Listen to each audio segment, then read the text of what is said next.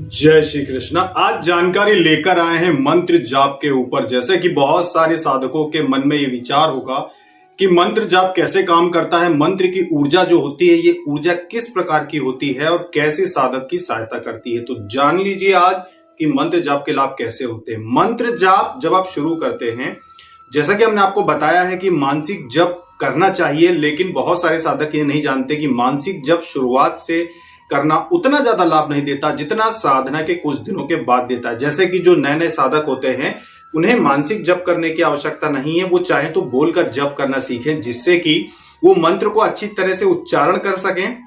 जब वो अच्छे से मंत्र का उच्चारण कर पाएंगे तभी उसकी ऊर्जा बनना शुरू होगी। और जब एक बार आपकी जो कुंडलिनी शक्ति होती है, एक बार जब जागृत होना शुरू हो जाती है मंत्र के जाप से, उसके बाद फिर अगर आप मन में भी जाप करते हैं, मानसिक जाप भी करते हैं, तब भी आपकी जो ऊर्जा रहती है वो बढ़ती जाती है और मंत्र जाप से ही सब कुछ होता है। जैसे कि कई प्रकार की ऊर्जा, जैसे कि कई प्रकार की खाद डाल के, कई प्रकार के पदार्थ डाल के पौधों को शक्ति दी जाती है, पौधों को बढ़ने में सहायता की जाती है, वैसे ही कई प्रकार के प्रयोग करके, कई प्रकार की शक्तियों का प्रयोग करके वही काम किया जाता है जो एक मंत्र भी कर सकता है। मान लीजिए कि आप अपने इष्ट प्रभु का जाप, जिसे हम हमेशा कहते हैं कि अधिक से अधिक मात्रा में जप करना चाहिए अपने इष्ट प्रभु का जाप। जैसे कि मान लीजिए कि आप माता को मानते हैं, मां दुर्गा को मानते हैं या भगवान शिव को मानते हैं और उनका एक मूल मंत्र आपने चुन के और उसका आप जाप प्रतिदिन करते हैं, तो लगातार जब आप उसका जाप करते जाएंगे तो धीरे धीरे एक दिन ये स्थिति होगी कि आपकी कुंडलिनी शक्ति जागरण शुरू हो जाएगा और उसके बाद वही जो मंत्र रहता है वो आपके पूरे शरीर का शुद्धिकरण करता है। वही भगवान शिव का जाप पूरे शरीर का आपका शुद्धिकरण करेगा।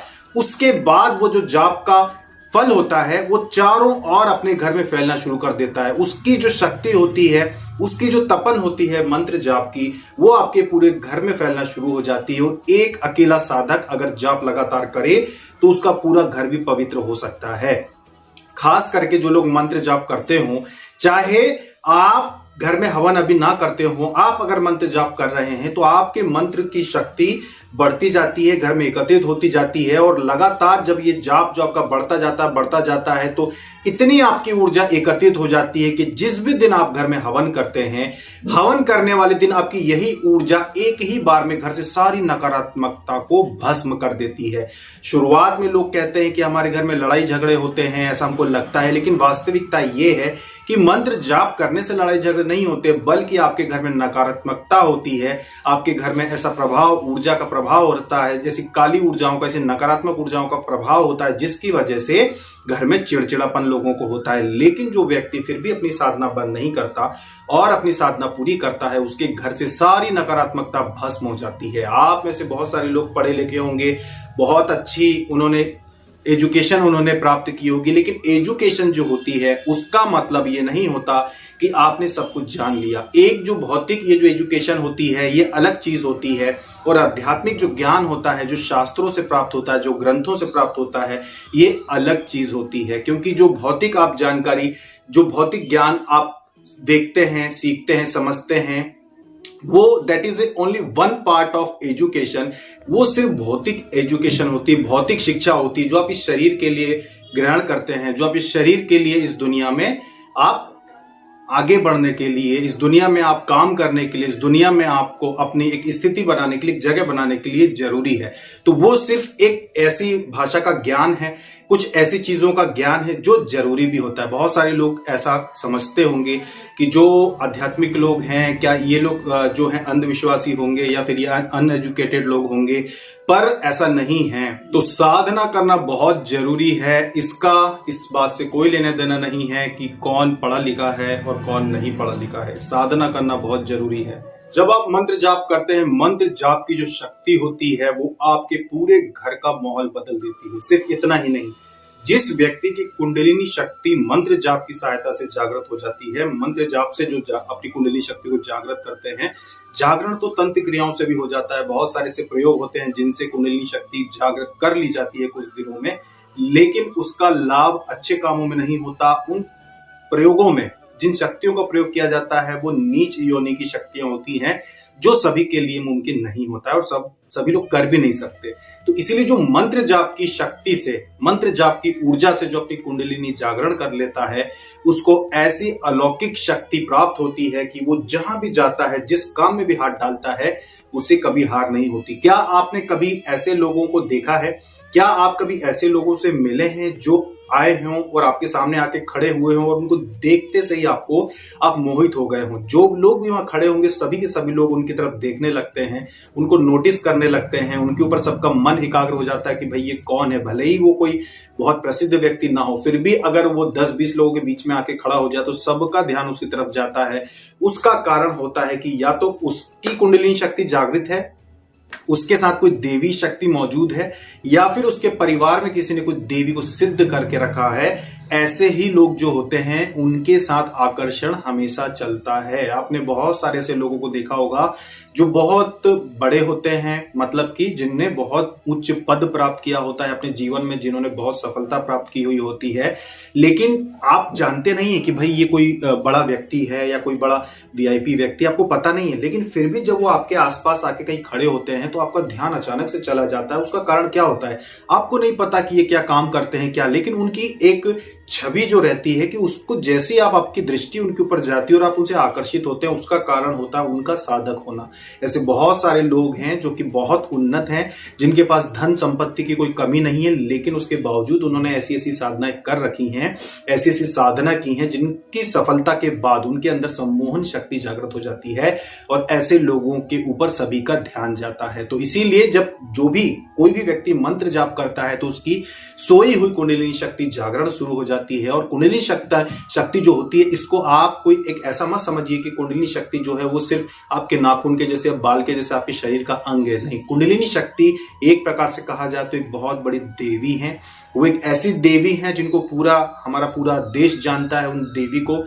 और ज्यादा इस विषय में बताने की जरूरत नहीं है, लेकिन वो एक ऐसी देवी है जिनके जागरण होने से, कुंडलिनी जागरण की बजाय उन देवी का जागरण कहा जाए तो ज्यादा उचित होगा, कि उन देवी के जागरण होने से आपके अंदर बहुत ही अपार शक्ति आ जाती है सम्मोहन की। सभी लोग आपसे आकर्षित होते हैं, आपकी बात सुनते हैं। तो जो लोग साधना करते हैं, साधना करके जो अपने जीवन में आगे बढ़ते हैं, उनके अंदर कई प्रकार की शक्तियां जागृत हो जाती है और वो जीवन में उन्नति करने लगते हैं। वो जिस भी चीज में हाथ डालते हैं उनको सफलता प्राप्त होती है। बहुत लोग ऐसे हैं जो प्रयास तो बहुत कुछ करते हैं लेकिन वो सफल नहीं हो पाते, बहुत सारी तकलीफें वो झेलते हैं। उसका कारण रहता है उनके कर्मों का जो आवरण उनके ऊपर चढ़ा हुआ रहता है, वो सबसे बड़ी एक दिक्कत होती है उनके जीवन में आगे बढ़ने में। तो जो लोग साधना करते हैं, जो लोग साधना करके मंत्र जाप, क्योंकि साधना में मंत्र जाप होता है, हवन होते हैं, तो जो लोग साधना करते हैं, मंत्र जाप करते हैं, इसके कई लाभ होते हैं। एक तो आध्यात्मिक लाभ तो आपका होता ही है कि आपका पुण्य बढ़ते हैं, आपका तपोबल बढ़ता है, आप अपने भगवान से आपका जुड़ाव होता है, ये सारी चीजें तो होती हैं। लेकिन साथ में आपको सम्मोहन शक्ति मिलती है, आप जो देवी शक्तियां आपसे सिद्ध हो जाती हैं, वो आपकी स्वयं सहायता करना शुरू कर देती हैं। जब आप कुछ काम करना चाहते हैं, जीवन में आगे बढ़ना चाहते हैं, तो वो आपकी सहायता करती हैं।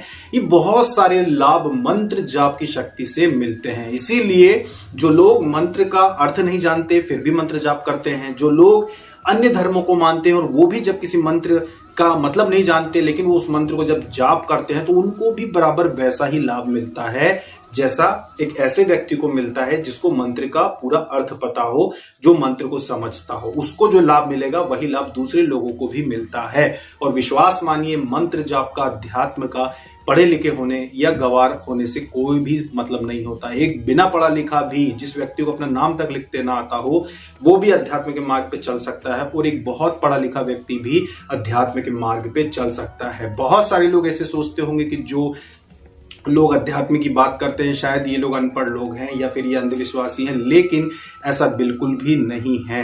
बिल्कुल भी ऐसा लोगों को नहीं सोचना चाहिए कि the people those are following spiritual life, they are uneducated person. We are not poor person, we are not uneducated person, we are well educated, and we know the modern education system teach you how to survive in modern social system, how to earn money, teach you how to get job. All your qualification will help you till you will not get any job, but the day when you will get any job in your life, the same day your all degrees, all diploma will be useless. They will be zero qualified, because if you will get job, nobody will ask you about your qualification. After getting a job, all your efforts, all your documents will be zero, because that time only people will ask you about your hard work. They will see your hard work in your life. They will not ask you again your documents, your education. If you will tell that I am an engineer, I am an engineer, I am an engineer, again and again you will promote that diploma or degree you have gained. Again and again promote that degree, that I have pursued engineering, I have pursued MBA. You will again and again promote that degree. You will not promote yourself, but you should promote yourself, that I have that talent, I have that talent, I have that stamina to do something in my life. So nobody will ask you your documents when you will get job in your life. So that modern education system will teach you only about the earning and about the survival in your social life. But the spiritual life, the spiritual system, the spiritual education like Grantha and Shastra will teach you how to live your life. So please don't think that the person those are following Adhyatma, they are poor person. So आपको अपने जीवन में इस बात का ध्यान रखना बहुत जरूरी है कि अगर आप मंत्र का जाप करते हैं, चाहे वो मंत्र किसी भी देवी देवता का हो, वो आपको लाभ पहुंचाएगा ही पहुंचाएगा। ऐसा हो ही नहीं सकता कि मंत्र से आपको लाभ ना पहुंचे। मंत्र जाप गुंजन के रूप में होना चाहिए। जब शुरुआत आपकी होती है अध्यात्म के क्षेत्र में, अब गुंजन कीजिए मंत्र जाप का। मन ही मन में आपका गुंजन होना चाहिए, जैसे कि ओम नमः शिवाय, ओम नमः शिवाय। अगर आप जप करते हैं कि ओम नमः शिवाय ओम, अच्छा साधक पूछते हैं कि भाई ओम नमः शिवाय कोई भी मंत्र हो उसमें संपुट लगाना चाहिए कि नहीं। जैसे आगे जैसे श्रीम ह्रीम श्रीम महालक्ष्मी मंत्र में लगता है श्रीम ह्रीम श्रीम, 2 बार श्रीम आया। ओम नमः शिवाय ओम, तो कुछ साधक पूछते हैं उसके पीछे भी ओम लगाना चाहिए कि पीछे लगाने का नहीं होता है, ये तो अपने आप लग जाता है। ओम नमः शिवाय ओम नमः शिवाय, तो आगे पीछे अपने आप संपुट लगता है ओम का, ओम तो अपने आप लग जाएगा। तो ओम नमः शिवाय ओम नमः शिवाय ओम नमः शिवाय ओम। गुंजन होना चाहिए। जब गुंजन होता है तभी आपके अंदर की वो ऊर्जा जागृत होती है। जितना ज्यादा गुंजन होता है आपके मंत्र का, उतनी जल्दी आपकी कुंडलिनी शक्ति जागृत होती है। और दूसरी ऐसी जैसे कि आज्ञा चक्र है, दूसरी चीजों के विषय में साधक पूछते हैं, वो सारी की सारी जागृत हो जाती है जब आप गुंजन करते हैं। वो सब कुछ जागृत हो जाएगा। आपकी थर्ड आई जो आप बात करते हैं वो भी खुल जाएगी जब गुंजन शुरू हो जाएगा। गुंजन की स्थिति आने में 2-3 दिन लग जाते हैं।